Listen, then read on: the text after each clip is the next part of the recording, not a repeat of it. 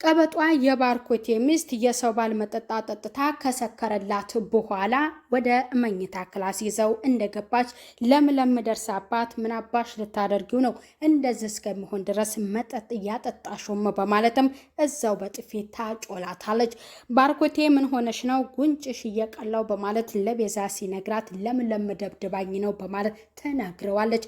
ባርኮቴ ለምለምን ሄዶ ወቀሳት። ምን ብታደርግ ነው እንደዚያ የምትመቻት የደበደብሻትም ሲል ለለምለም ነገራት።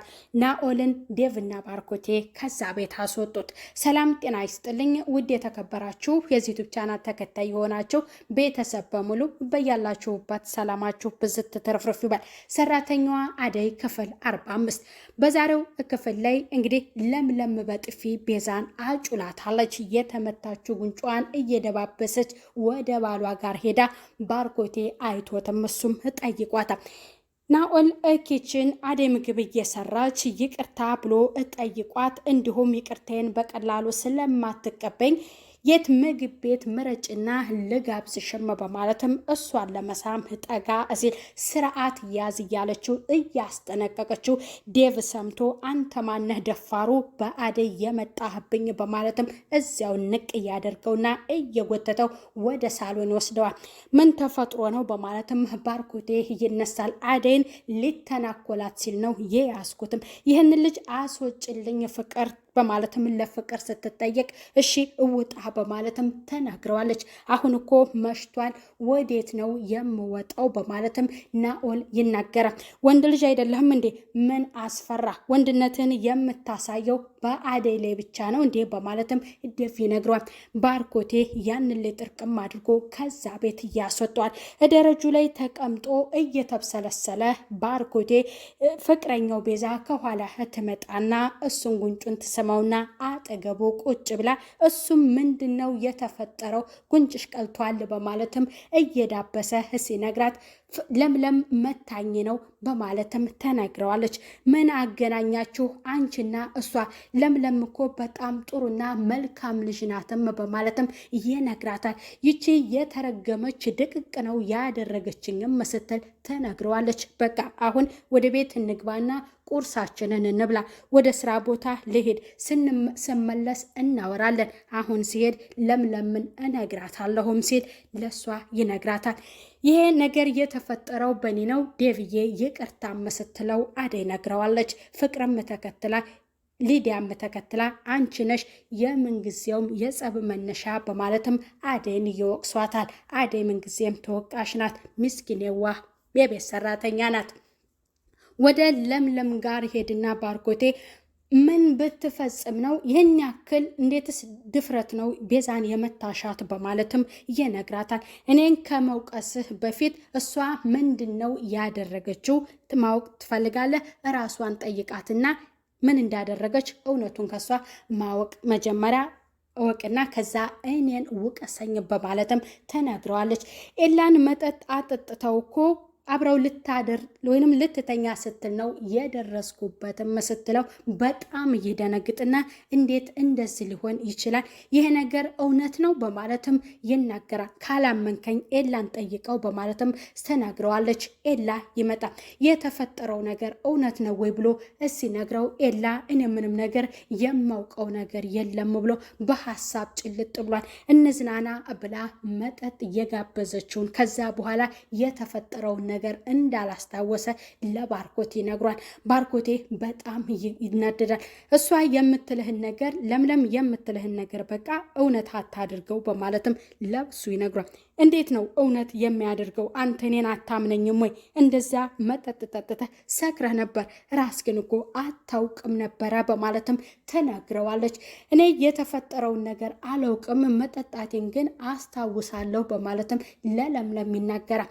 ባርኮት በጣም ይናደዳል። ምክንያቱም እንዴት እንደዚህ እሷ ታደርጋለች ብሎ ባርኮቴ ደግሞ ወደ ስራው ለመመለስ ስልክ ይደወልለትና እመጣለሁ መጣሁ ብሎ ያሰሪውን ያናግራል። ባርኮቴ ወደ ስራው ተመለሰ። ዴቭዬ እግራ ግብት ብሎት ያ ናኦል ለምን ከአደይ ጋር ተጠጋ የሚለውን ነገር እየተብሰለሰለ ነበር።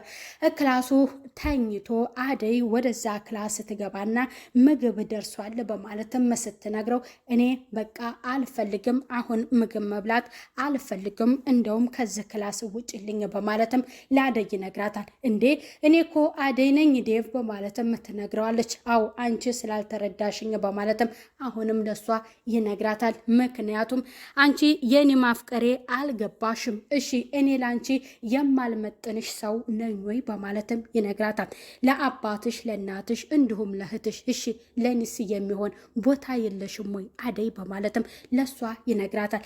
እስኪ አንተ ተረዳኝ በማለት አሁንም ትነግረዋለች። ድንገት ከኋላ ያቺ ፍቅር ተንኮለኛዋ ትገባለች። አንቺ እዚህ ቆመሻል ተገትረሻል እንዴ ምን ትሰሪያለሽ በማለት ታስጠነቅቃታለች። ከዚህ ክላስ ውጪ ብላት ለአደይን ታስወጣታለች። ዴቪዬ በማለት ትነግረዋለች።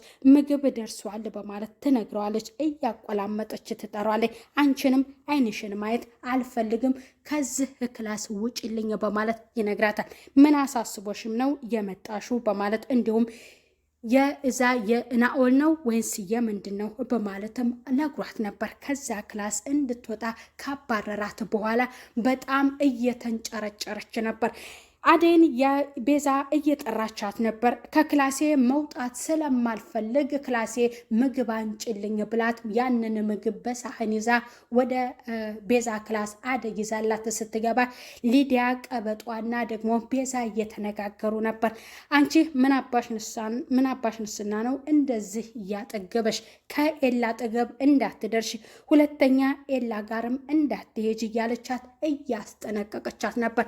ምንድነው ያሽው አደይ ተብላ አደይ ስትጠየቅ ምግብ አንጭልኝ ብላኝ ነው እዥ የመጣሁት ብላ ስትጠይቃት አንቺ እሷን ግን በተለየ መልኩ እየተንከባከብሻት ነው፣ የእሷን ነገር እንዳትሰሚ እኔና ፍቅር ስናዝሽ ብቻ ነው መስማት ያለብሽም በማለትም ታስጠነቅቃታለች። ያንን ምግብ ከሰጠቻት በኋላ አሁንም እየተነጋገሩ ብዙም መዋደድ የሚባል ነገር የለም፣ እየተንጨረጨሩ ነበር። አስጠንቅቃት ሁለተኛ ታፈቅረዋለሽ እንዴ ኤላን በማለትም ስትነግራት እኔ አላፈቅረውም ግን አጠገቡ ድርሽ እንዳቲ ሁለተኛ አለበለዚያ እገልሻለሁም በማለት ታስጠነቅቃታለች። ድጋሜ ፍቅርም ወደዛ ክላስ ስትገባና እንዴት ነው ክላስሽ ተቀምጠሻል እንዴ በማለትም ትነግራታል። ምን ያጋድምሻል ተነሽና አደይን አግዣት በማለት ትነግራታል። እኔ ምን ነው ሰራተኛ የሚመስለው በማለት ትነግራታል። በቃ አደይ የባርኮቴም ፍቅረኛ ነበረች፣ አንቺም የባርኮቴ ነሽ፣ ስለዚህ ሁለታችሁም መተጋገዝ አለባችሁም በማለትም ተነግራታለች። እንዴት ሆኖ ነው አደይ የባርኮት ፍቅረኛ የሆነችው በማለት እዚጋ በቅናት ተንጨረጨረች። እውነቱን ትነግራታለች። አንቺ ከመንጣትሽ በፊት የባርኮቴ ፍቅረኛ ነበረች በማለት ትነግራታለች። ወደ ኪችን ትገባና አንቺ የባርኮቴ ፍቅረኛ ነሽ እንዴ በማለትም ለአደይ ታመነጫጭቃታለች።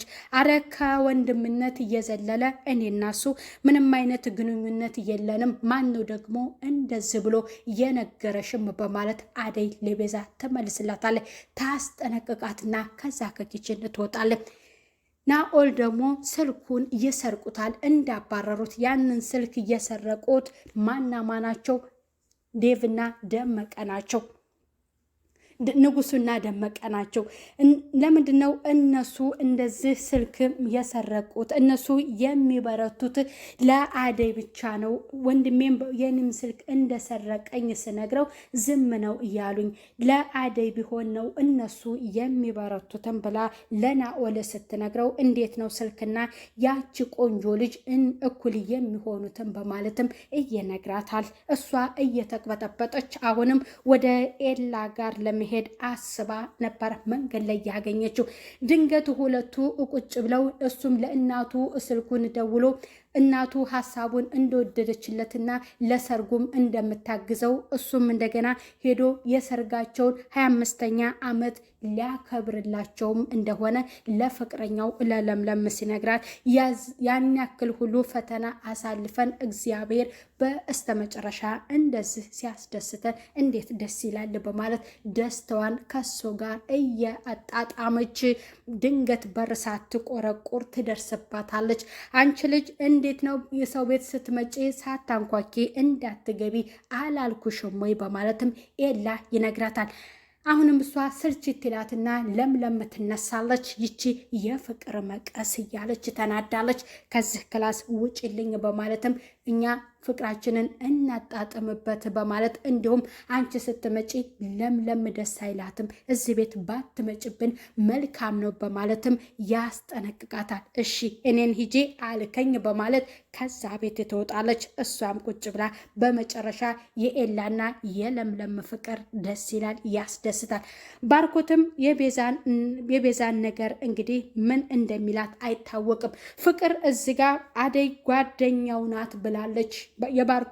የባርኮት ጓደኛው ናት ወይንም ፍቅረኛው ናት ብላት ደግሞ ቤዛና አደይ ሌላ ጦርነት ሊከፍቱ ነው።